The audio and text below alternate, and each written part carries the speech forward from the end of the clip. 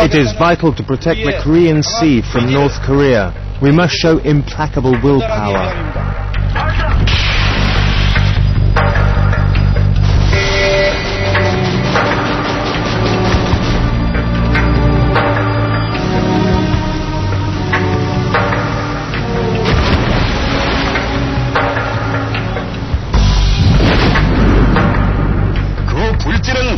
Current tension could lead to war in the Korean Peninsula, a war which could spread to all of Asia and then to a worldwide conflict.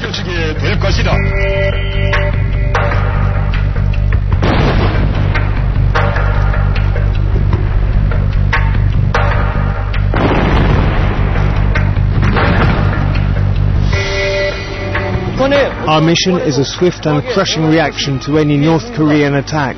If they dare to attack, we will send them to their graves.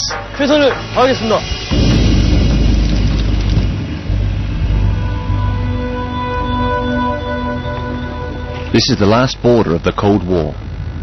A front line with an ongoing face-to-face since 1953, the separation of the two Koreas. But since 2008, tension has never been so high, since Kim Jong-Il's poor health has shaken up the dictatorship of Pyongyang. In the wings of the most secretive regime of the planet, a war of succession is raging, a fight for the control of his giant army. We are heading towards a catastrophe because of concerted actions against our republic. We are faced with intransigent behavior. We are on the brink of war. At the beginning of 2010, a North Korean torpedo attack sinks a southern warship. 46 sailors are killed. Since then, hundreds of thousands of men and machines have been assembled on land and at sea, awaiting feverishly a sign from the dictator. In Pyongyang, he is attempting to impose one of his sons as heir. A war of succession which could get out of hand. His last days in power will determine peace or war in all of Asia.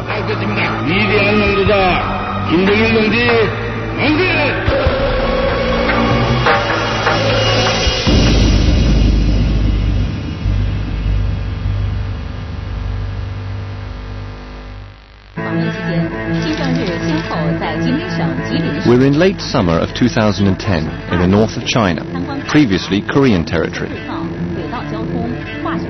This is where Kim Jong-Il has chosen to take what is presumably his last trip. The Chinese officials show him around factories and farms. The dictator seems tired, sometimes moving with difficulty.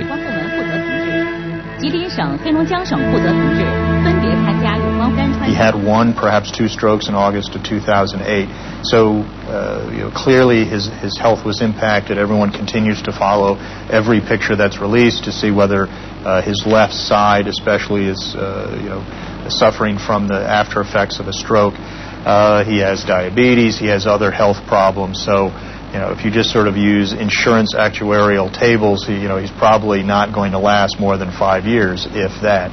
So there's overlaid over the typical concerns, fears, nervousness about North Korean intentions, you have underlying that now the uncertainty of how the succession will play out, whether it will, the power will successfully devolve to his third son, Kim Jong-un, or whether there would be a challenge to the planned succession.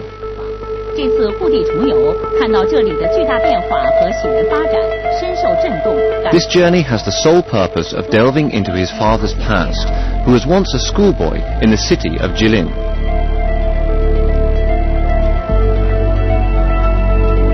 Kim Il-sung, the living god of North Korea, the country's creator. He came into power at the end of World War II and for 40 years established a regime unique in its kind. He is the only communist dictator in the world to have handed over the power to his own son, Kim Jong-Il. A son who now knows his days are numbered and that it is his turn to hand over the reins. His youngest son, Kim Jong-un, accompanies him on this journey, an anonymous face among the surrounding officials. He is preparing him for his dynastic succession like his father before him. 并对最近朝鲜部分地区遭受洪涝灾害。One really cannot consider the personality of Kim Jong-Il, a most unique leader, without putting it in the context of his charismatic father of his nation, Kim Il-sung. Kim Il-sung was a man of gigantic stature, a man of almost godlike proportions. He was the father of his nation. He was a guerrilla fighter. He created the ideology of North Korea, Juche, self-reliance. And all of these things, Kim Jong-il is not. Now, I see his whole life as being determined by this. For throughout his life, he has been in the shadow of his father. To establish a hereditary dynasty in North Korea, Kim Jong-il cultivated an unbelievable legend, one of a quasi-divine family whose powers crystallize in him. The lie begins at birth.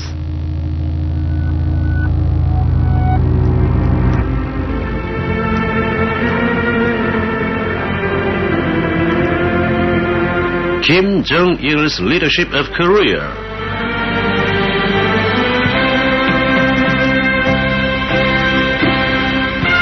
Mount Baekdu, the mountain that chimes with the history of the Korean Revolution, tells the great history of the leadership of Korea by Kim Jong-il, chairman of the National Defense Commission of the Democratic People's Republic of Korea and supreme commander of the Korean People's Army.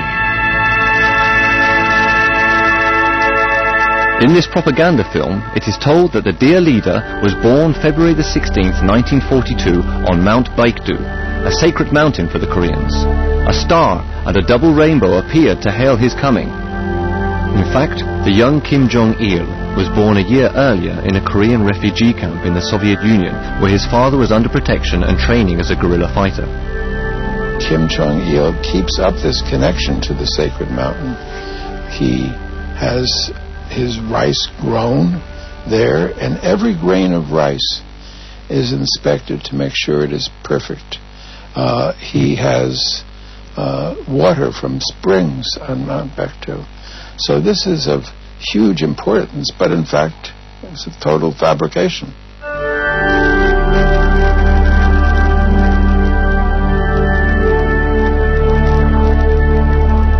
The young Kim is 3 in 1945. He travels to Pyongyang with his parents and is housed in a large house assigned to his father, who is quickly rising to power.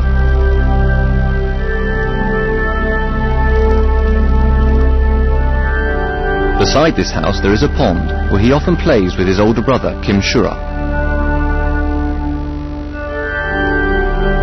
From two different defectors comes the story that they were swimming together and there was an accident and his younger brother drowned.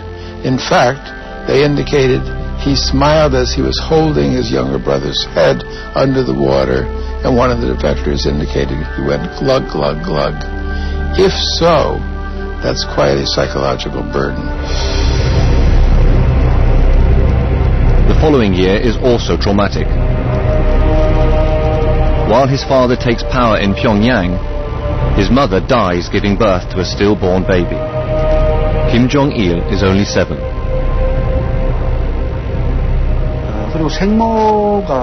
He never had a real mother, so no one really took care of him. That's how he grew up, out of control with no one to draw the line.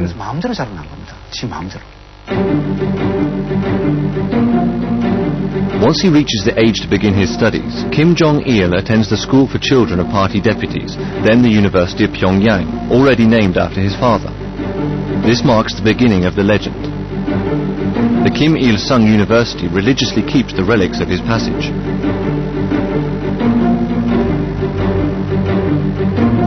While his father finds his legitimacy with his role in the guerrilla, Kim Jong-il finds his own credo here. Faced with professors who don't dare criticize the leader's son, he becomes a universal genius. A genius who will rapidly move closer to power.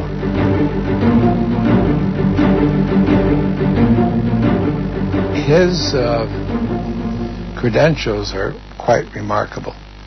He's a virtuoso violinist and piano player. By the way, as a golfer, he is reported to have 3 or 4 holes in one on every round he plays.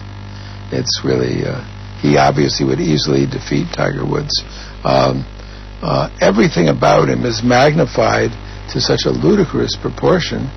Its very first important position was as Minister of Propaganda and Agitation, responsible for public relations about his father.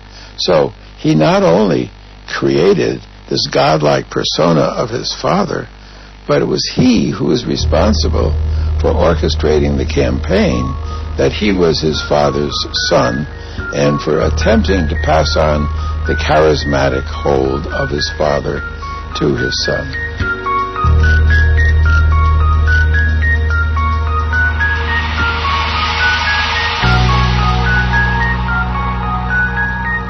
Does he believe this? I have the sense that as he was giving voice to these sentiments, of course he knew they were exaggerations, but repeat them enough, often enough, and it becomes truth, not just for his people, but for him as well.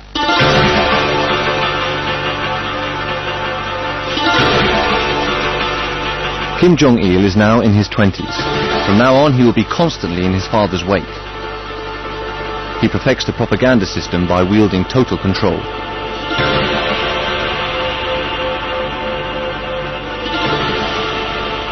After birth, the first words I learned were Mom and Dad, but I also learned to say, "Thank you, dear leader." That's the first sentence we utter. Whatever we do during the day, when we eat, we must say, "Thank you, dear leader." In all the houses, in the most prestigious place of the house, there is a portrait of the leaders, Kim Jong-Il and Kim Il-sung. That's my first memory as a child. That goes for the public space as well. Their portraits are everywhere.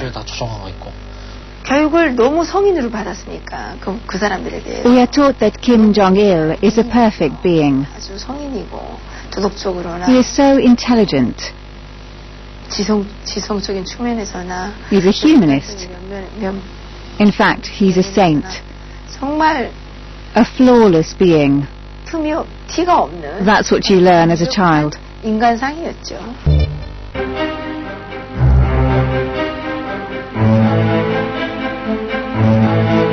Among the instruments of propaganda, the young Kim Jong-il discovers a devouring passion, film.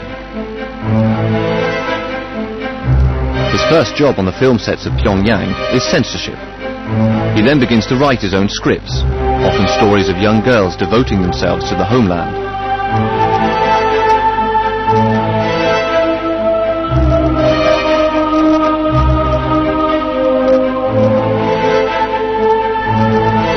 And then he invites himself to the film shoots to direct the technical crew and the actors and the actresses.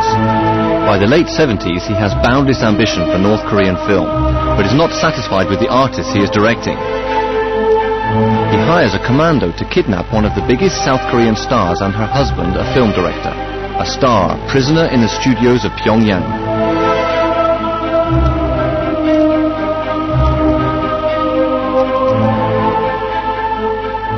왜 우리를 데려갔느냐 그게 의문이더라고요 모두. Why did he kidnap us?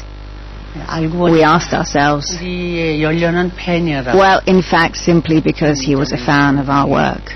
우리 영화를 다 보유하고. But not only of ours. He also has a huge collection of foreign films, tens of thousands. I think at least 15,000 films. Korea is very isolated. So I think he tries to understand other cultures through the films he watches. 그런 걸로 많이 연구하고 그러는 것 같아요.